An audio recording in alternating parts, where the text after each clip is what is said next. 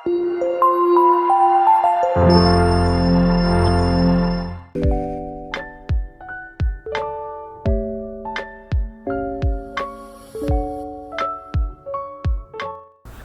bertemu kembali, nama saya Imadi Wiryana, saya dosen Universitas Gunadarma.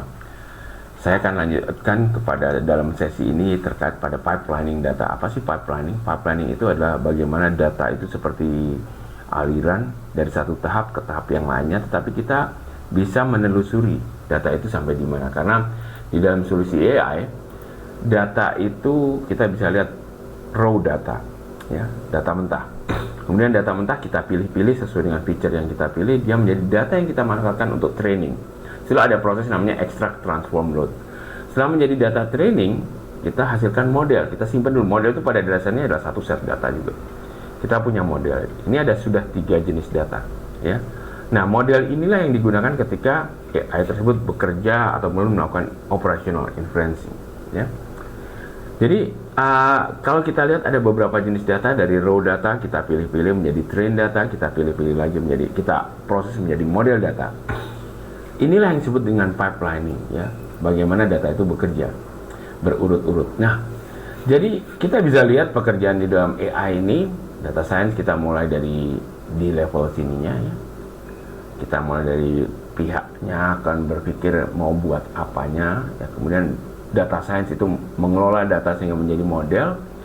Nah, masuklah kepada tahapan MLOps dan DevOps. Bagaimana model itu dikelola secara teknikal, ya. Bagaimana kita mengubah parameter, kemudian kita simpan. Kemudian kita deploy-nya bagaimana. Dan ini membutuhkan tools-tools yang berbeda, ya.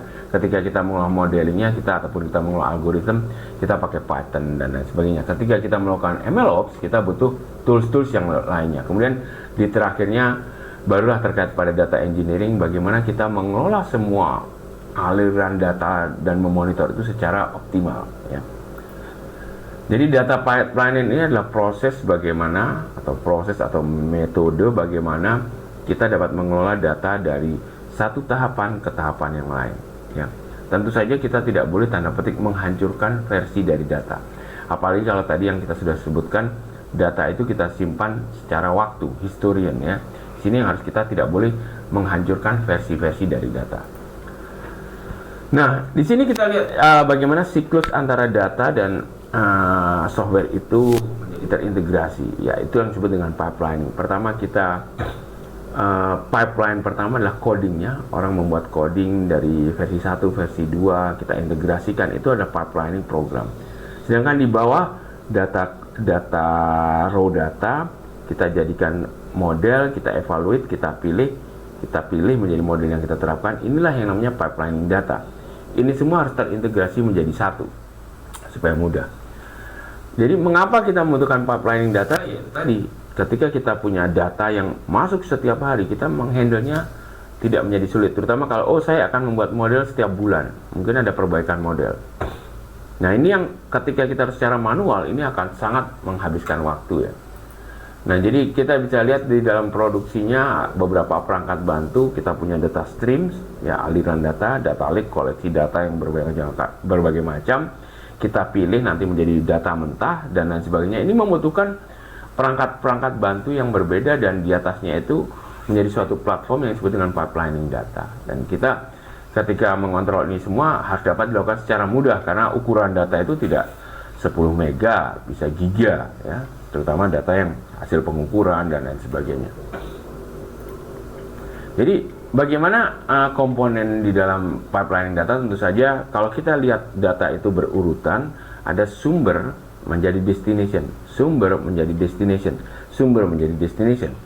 Sumber dan destination itu bisa beragam, ya, sehingga ada yang dari API, ada RPC, ada juga file, itu macam-macam. Sehingga pipelining data ini mengelola mekanisme ingestion, mengambil data yang harus beragam, dan mengelola proses transformasi. Dia juga dilakukan dengan ETL, ya. Jadi transformasi itu dari suatu data kita transform menjadi bentuk data lainnya, ya. Nah, kemudian kita tidak mungkin seluruhnya kita kerjakan secara real time, data masuk kita olah. Jadi kita kadang-kadang harus mengelola secara batch, kita kumpulkan terlebih dahulu, baru kita proses data harian misalnya. Dan inilah ada 2 jenis pemrosesan yang harus ditangani. Nah, kemudian ketika kita punya tahapan-tahapan kerja, ini yang disebut dengan workflow. Oh, data pertama misalnya data masuk dari media, data kedua dari pelaporan, data ini kemudian dimasukkan approval. Ini yang disebut dengan workflow. Kenapa perlu approval ataupun labeling? Itu yang akan dijadikan sebagai data training, ya. Jadi ini adalah workflow dari aliran data, ya. Jadi misalnya data media, data kajian, kita labeling, itulah namanya workflow.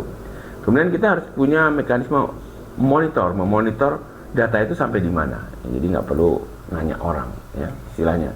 Jadi ini kita bisa lihat bagaimana suatu aliran data yang beragam, ya, dengan perangkat ETL masuk ke dalam suatu titik, kemudian baru kita analisis, ya. Jadi biasanya kita punya sumber data masuk ke warehousing ataupun data lake, dia akan kita pisah-pisah menjadi data mart, di mana data mart itulah yang akan dianalisis. Data mart adalah sekelompok data sudah tergantung pada subjek atau permasalahan, ya. Nah, kita bisa menerapkan proses ini semua di dua pendekatan. Yang pertama adalah di public cloud, ya, atau kita terapkan tersebut di private cloud atau on-premise pipelining. Nah, beberapa perusahaan tidak menginginkan pipeline mereka itu di public cloud. Misalnya perusahaan minyak, perusahaan gas, mereka inginnya proses tersebut atau pipeline tersebut berada di sistem mereka atau on-premise. Kenapa? Karena bagi mereka data is the next oil. Ya, dari data itulah mereka tahu daerah mana yang bisa dibor, mana yang punya hasil, dan lain sebagainya. Jadi pilihan apakah kita menggunakan on-premise atau di public cloud itu tergantung pada jenis seberapa penting data tersebut, termasuk juga kerahasiaannya, ya. Jadi jenis data yang kita olah di dalam data pipelining tentu saja data mentah. Data mentah itu bisa dari sensor, dari ketikan orang, dari database proses, database transaksi, itu adalah raw data, ya. Raw data kita kumpulkan, kemudian kita proses, ya. Kenapa diproses? Supaya bisa ditabulasi ataupun ditandain secara lebih mudah, karena nantinya kita akan pakai sebagai data yang dalam suatu bentuk tabular ketika kita latih, ya. Kemudian processing data kita ringkas kadang-kadang, entah kita hanya ingin menghitung kapitulasi atau jumlah, ya, atau balance. Ini yang disebut dengan proses data, ya. Jadi kita bisa lihat bagaimana alur-alur, misalnya jumlah mahasiswa lelaki per tabur bulan, kan kita proses terlebih dahulu, karena barulah jumlah mahasiswa lelaki dan wanita per bulan itulah yang kita proses untuk masukkan kepada artificial intelligence ataupun data science solution kita. Ya, jadi intinya tools pipelining itu dia tadi bisa mengingest, memasukkan data, mengekstrak, mengcleaning, mengintegrasi, kemudian bisa memasukkan, memuatkan load ke dalam data lake ataupun data warehousing. Beda dari data lake dengan data warehousing itu biasanya data lake itu lebih beragam jenis datanya dan termasuk juga unstructured, jadi seperti kumpulan data saja gitu, ya. Kalau warehouse sudah lebih, namanya gudang itu kan sudah lebih rapih, ya. Nah, ini adalah beberapa solusi pipelining yang ada, misalnya Rapids, ya. Rapids ini disediakan oleh NVIDIA secara bebas. Kita bisa install dari NGC, ya, bagi yang menggunakan GPU NVIDIA. Rapids ini adalah suatu pipelining, ya, untuk membuat data science pipelining. Dia sudah siap, jadi kita tidak coba-coba rangkai dengan tools-tools yang lainnya. Jadi ini tools ini sering digunakan ketika kita menerapkan deep learning dan kita membutuhkan waktu singkat untuk menginstal data pipeliningnya, ya. Jadi data pipelining itu ada yang tersedia di, saya sebut global cloud, ya, misalnya Brendo, Confluent, ataupun juga private cloud, ya. Jadi ketika kita melakukan data pipelining, tentu saja kita butuh solusi batch. Batch itu biasa digunakan di perbankan, ya. Tutup buku kita batch, ya. Ini adalah beberapa solusi yang melakukan perhitungan secara batch, tidak real time.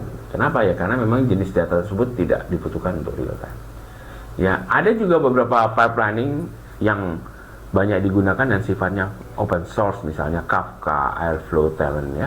Jadi kita bisa membangun pipelining itu dengan solusi-solusi yang sifatnya open source, ya.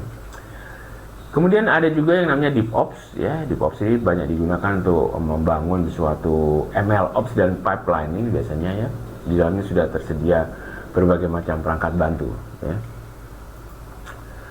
Kemudian yang sifatnya data real time ini biasanya misalnya di alat ukur dan lain sebagainya, dia ataupun Internet of Things, ya, ini membutuhkan jenis perangkat bantu atau perangkat lunak bantu yang lainnya, ya, karena data real time itu data masuk harus dikirim, data masuk harus dikirim, data masuk harus dikirim, tidak boleh ditunggu. Kalau batch, data masuk diproses baru dikirim. Nah, di sini membutuhkan alat bantu yang beda, ya. Jadi misalnya Confluent, Hevodata, Streamset ini sering digunakan ketika sumber data, raw data kita itu sifatnya real time dan streaming. Streaming itu mengalir terus-menerus. Pengukuran dengan IoT, mengalir menerus, pengukuran di pipa, mengalir, harga saham, mengalir terus. Jadi ini adalah yang sifatnya perangkat bantu untuk real time. Jadi kalau kita lihat, artificial intelligence itu sangat erat sekali dalam pengelolaan data. Itu dikenal dengan data engineering, ya. Jadi kita sebut dengan database pertama, masuk kemudian adalah ke data engineering. Kita melihat database itu bukan hanya tabular, kita punya bagaimana mengelola data, bagaimana kita mengelola model, bagaimana melakukan hal-hal lain, itu dikenal dengan data engineering, ya. Jadi kita bisa lihat data engineering adalah di satu sisi, data engineering yang baik akan bisa mendorong menghasilkan solusi artificial intelligence yang baik, ya. Jadi kalau kita bicara AI itu bukan hanya mencoba algoritma dengan Jupyter Notebook, tapi memang dalam setting solusi sesungguhnya di industri. Terima kasih. Demikian sesi ini.